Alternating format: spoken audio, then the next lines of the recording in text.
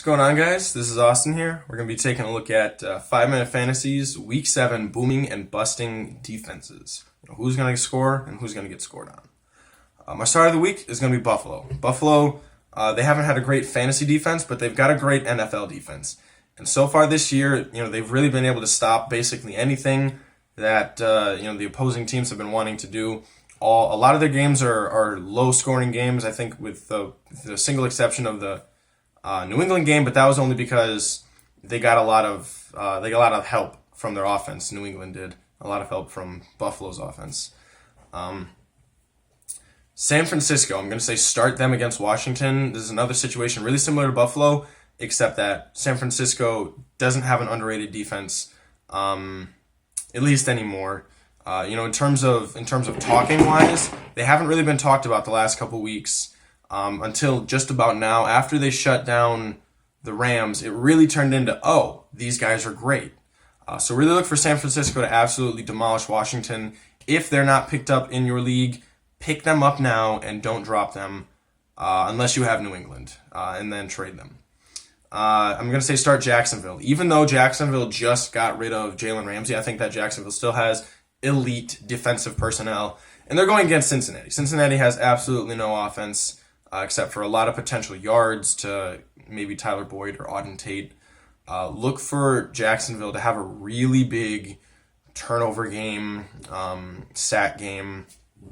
I think this could potentially be a 6-sack, 2-interception game from the Jacksonville Jaguars against Cincinnati. And then start Chicago. I know that New Orleans hasn't been turning the ball over and that New Orleans has been overperforming in terms of who they're playing against. But you're going to want to start Chicago this week. Chicago has the best personnel that this Saints team has ever seen, and potentially the best personnel that any of these young players have ever seen. Michael Thomas, I think this is his third year in the NFL. Teddy Bridgewater, he played for 2 years, and then he's back again now. Alvin Kamara, he's young. This offensive line, they've got a lot of young offensive linemen. The only player who on this team is a real, deep, seated veteran, especially with the skill position players, is going to be Ted Ginn. And he's not really a high priority target.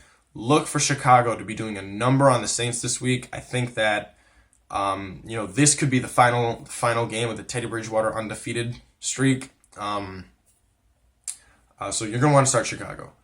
I'm going to say sit. My bad. We're going on to the sitting.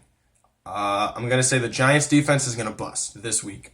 I know Arizona is a pretty underwhelming team, but so far Arizona's offense is starting to click more and more and more, right? And I know the Giants have been getting a decent pass rush, but it's not really going to work this week against Arizona. Arizona, with the air raid system, they get the ball out a lot. They get the ball out fast.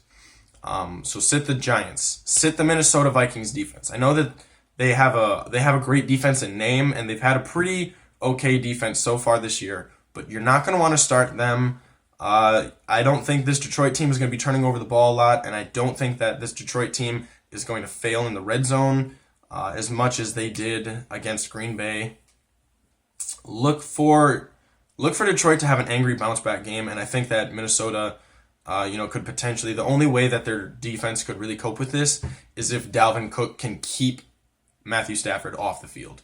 I'm going to say sit the Houston defense against Indianapolis. I don't think that Indianapolis is going to be turning the ball over a lot, and I think that they're going to be doing a lot of what they did to Kansas City, which is run the ball, keep the defense on the field, keep the defense tired, and I think that could lead to an eventual 21-point score. I think Houston's going to win the game, but I still think that the Houston defense is going to be really, really tired. And then I'm going to say sit the Philadelphia defense against Dallas. I think they're going to tee off on Ezekiel Elliott, but I also think that they're probably going to give up 3 touchdowns in the secondary. I think Philadelphia is going to win this game. I think it could potentially be an 8-score game, an 8-point game, an 8-point game in favor of Philadelphia. But still, don't start their defense. Especially with Amari Cooper out, Dak Prescott's not going to feel as comfortable passing down the field. So, guys like Michael Gallup, I think Randall Cobb should be coming back, and maybe Jason Witten. He's kind of old, just up there with Delaney Walker. But I think that Philadelphia is not going to be able to stop Dallas this week, so don't be starting them.